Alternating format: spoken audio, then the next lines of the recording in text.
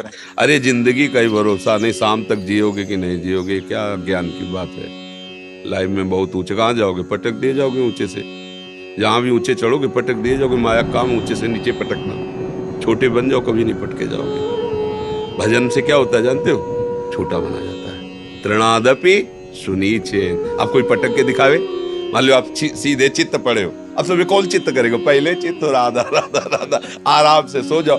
अब तो तुम्हारी इच्छा है कि हम ऊंची पर चढ़े, तो फिर बहुत अच्छी पकड़ होनी चाहिए, नहीं फिसल गए तो गिरोगे, हड्डी हड्डी टूट जाएगी। ये ऊंचाई की चाह ही मतलब उसको नष्ट कर देती है। और दैन्य होकर भगवान का भजन करते रहो, वो जहां पहुंचा देंगे वहां से गिरने का चांस नहीं होगा। समझ रहे हो? हाँ, यही तो माया का खेल है। वो सबसे बड़ा बनना चाहता है, हर क्षेत्र में बड़ा बनना चाहता है। ये दोष भी नहीं, क्योंकि बहुत बड़े का बच्चा है ना, बड़े का भगवान का बच्चा है ना, तो भगवान सबसे बड़े है ना, वो सबसे बड़ा बनना चाहता है। पर इस मार्ग में बड़ा बना जाता है सबसे छोटे बन के। जो जितना छोटा बन गया उतना ही बड़ा बन गया। मतलब सच्ची बात समझो, आप अपने को छोटा समझकर अपने को सबसे, तो आप देखोगे सबके पूज्य बन जाओगे। और जब सबसे बड़ा तो क्या है, इसमें गलती क्या होती, हमारा अहंकार पुष्ट होता है। वो अहंकार का काम है नाश करना, पतन करना। ये बड़ा कष्टदायक अहंकार है। तो हम लोग समझ नहीं पाते, दुश्मन को सपोर्ट करते हैं, वही हमें मार देता है। दैन्य होने से क्या है, अहंकार नष्ट होता है। और जहां अहंकार नष्ट हुआ तो भगवान की कृपा का पात्र बन गया, फिर सर्व मंगल हो जाता है। बात ऐसी है बच्चा। भगवान से ये प्रार्थना करो कि आप जैसा भी बनाओ, जो भी बनाओ, आप अपना बना लो। सबसे बड़ा पद है भगवान का दासत्व। हम किसके हैं, भगवान के हैं। तो माया किनके, भगवान के। तो जो अंग रक्षक खड़े होते हैं वो सब चेक वाले खड़े होते हैं। सरकारी तो है ना, और सरकारी बिल्ला लगा हो वो सलूट मारेगा, चेकिंग की जरूरत नहीं है। उसके साथ जो उसकी भी चेकिंग की जरूरत नहीं, वो एक बस इतना कहने की जरूरत, ये बात है। हाँ, पर उसका जहां जिससे मिलने जा रहा है, अंगरक्षक को पता है कि हाँ बहुत मिलता जुलता बैठता है, तब कहने मात्र से नहीं होगा। ऐसे ही जब आप भगवान से मिलते जुलते हो तो माया भी चेकिंग बंद कर देगी। आप फिर आप जिनको चाहो ले जा सकते हो। संत जनों के पास जो जुड़ते हैं ना, संत जन डिब्बा हैं, अगर कनेक्शन हटा दो तो डिब्बा चलेगा क्या। इंजन है आचार्य भगवान, पर इंजन में इतने लोग नहीं पार होते जितने डिब्बा में पार हो जाते हैं। इंजन में 2-4 लोग बैठते होंगे और डिब्बा में सैकड़ों बैठते हैं, और पावर डिब्बा में बिल्कुल कुछ नहीं है। अगर कनेक्शन इंजन से कर तो वही खड़ा रहेगा, नहीं खड़ा रहे, लेकिन इंजन से ज्यादा लोगों को वो यात्रा तय कराता है डिब्बा। और डिब्बा का प्रधान कार्य क्या होता है, इंजन से कनेक्शन बनाए रखना। इंजन है भगवान और हम सब है डिब्बा, है ना। और जब उनसे कनेक्शन है तो पार हो गए। अगर उनसे कनेक्शन नहीं तो वहीं खड़े रहोगे, जहां से कनेक्शन हटा वहीं खड़े हो। तो अब हम लोग लौकिक उन्नति की तरफ दृष्टि रखते हैं, तो लौकिक उन्नति का परिणाम अंतिम बताओ। अंतिम परिणाम लौकिक उन्नति। सिकंदर जैसा बादशाह जब जा रहा था तो उसने यही कहा था, जब शरीर पूरा हो तो मेरे हाथ ऐसे खोल लेना। इतना पराक्रमी, इतना सब कुछ समेटने वाला, आज खाली हाथ जा रहा है, कुछ नहीं है उसके पास। मतलब बादशाह था, सिकंदर नाम से लोग थर्राते थे, वो ऐसे चला। इससे ज्यादा उन्नति तो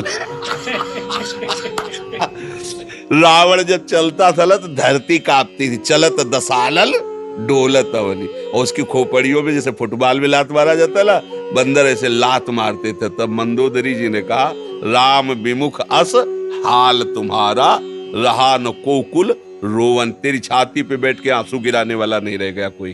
क्यों ऐसा हाल तेरा? इसलिए हुआ कि तू भगवान से विमुख था। तो भगवान से विमुख होने पर तो कोई भी उन्नति, उसका परिणाम क्या है?